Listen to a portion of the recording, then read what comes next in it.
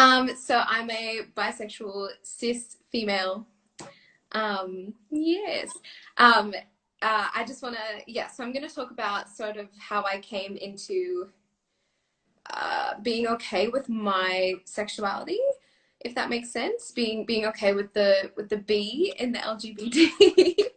um, so just before I start, I just want to acknowledge the traditional custodians of the land, the Yagara and Turrbal people, as the original inhabitants of the land on which we are telling our stories tonight, which is Meanjin, also known as Brisbane. And I would love to pay my deepest respects to all elders, past, present, and emerging. Um, cool. So, um, yeah, so pretty much just like a lot of queer people, I grew up pretty lonely. It's high school's a funny time because there are queer people, but we're all just a bit confused. So I thought that I was pretty much the only queer person in my high school, which wasn't true, but it felt like that at the time. And I really wanted to be straight, but I wasn't. um, and sort of in high school, I spent a lot of years dating men, and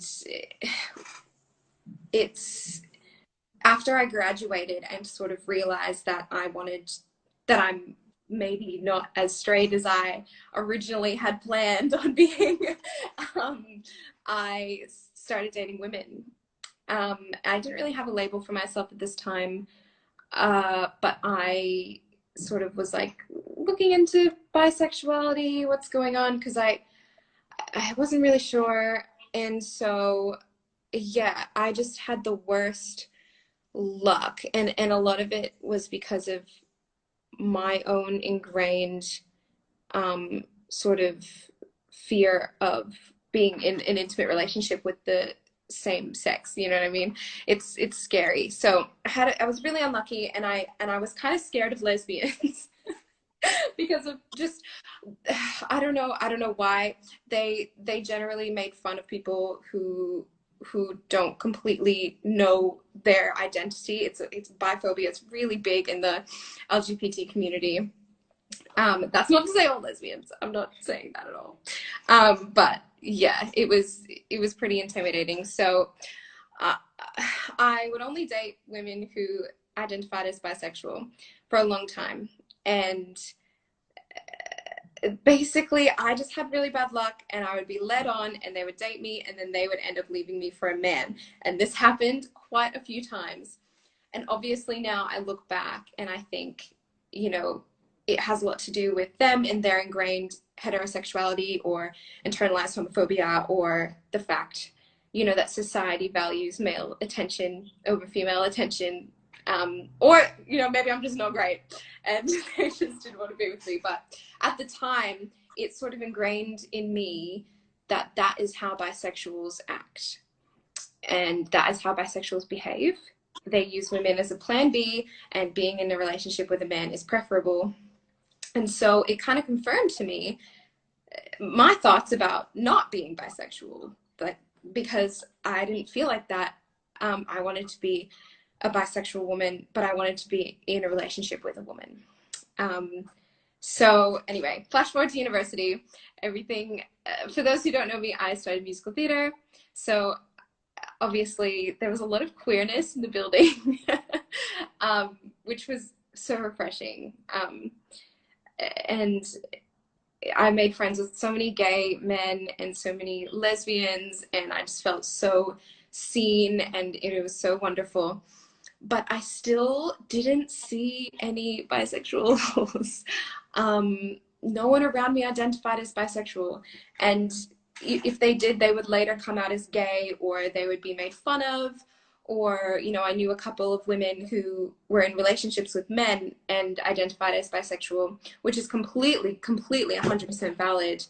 But the lack of women who identify as bisexual but were in relationship with women, they just didn't exist. They didn't exist in my universe at all. And, you know, obviously there's a lot of ingrained heteronormativity in our society. But what I think the real catalyst of that is a lot of the time bisexuals are shunned in the gay community.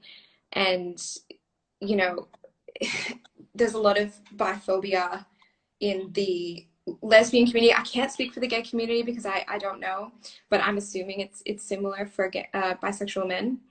And because of this, lesbians don't really want to date bisexuals.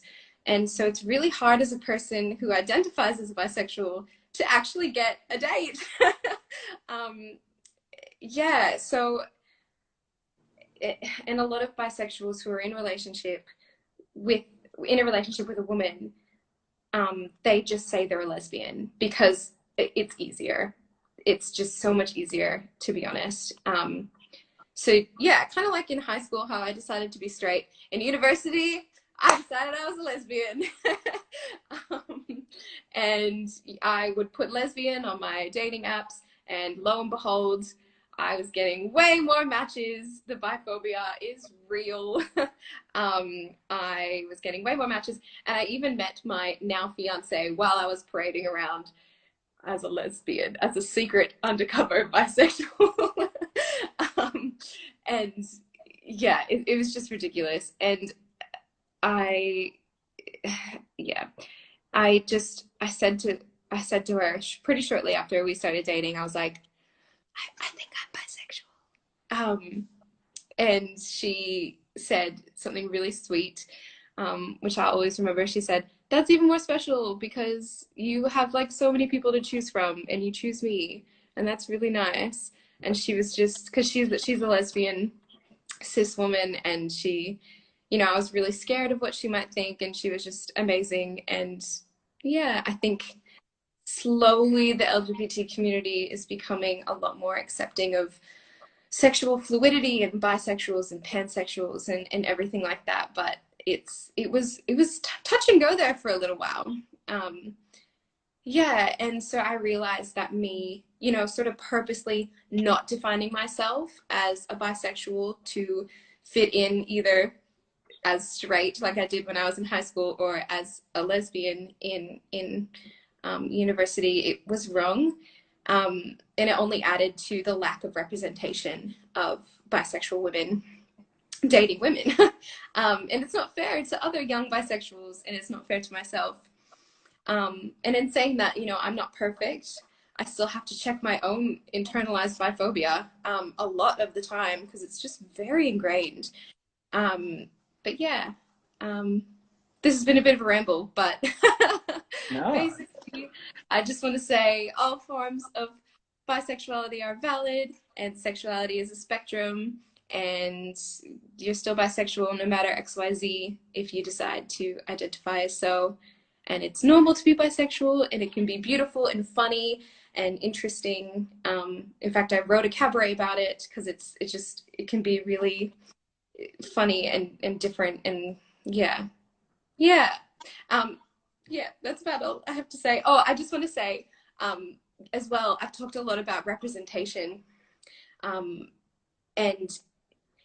it's really important, but it also feels a bit silly because I am a femme, cis, female, bisexual woman. I'm white, especially, so quite privileged as far as representation goes, but I still had lack of representation, and so that means that the lack of representation for our Black and Indigenous LGBT family, I can't even imagine. I've seen nothing, and I've looked as well. Like, it's just absolutely ridiculous. Not only are they underrepresented, underrepresented.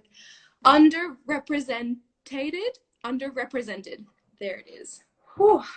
In the general community and the general media, they are severely underrepresented in the LGBT world.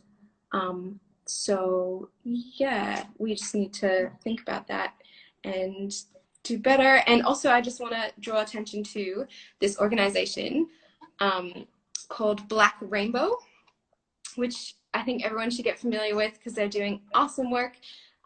They're a non-for-profit organization. They're 100% Indigenous owned.